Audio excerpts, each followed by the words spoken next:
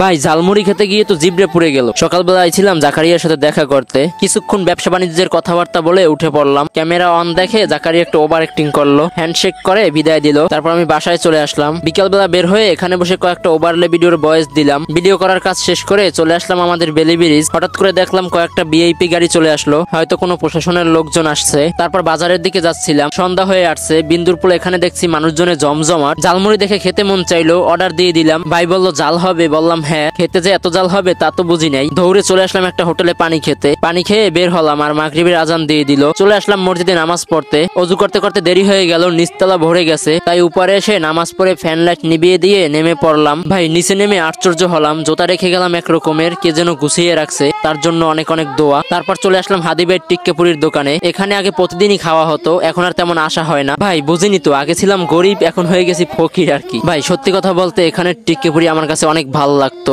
বিশেষ করে এখানের তিতুল দিয়ে বানানো সসটাও অনেক ভালো লাগতো, কিন্তু এখন আর আগের মতো স্বাদ পাই না। খাওয়া শেষ করে বিল দিয়ে বাসায় চলে আসলাম। আল্লাহ হাফেজ।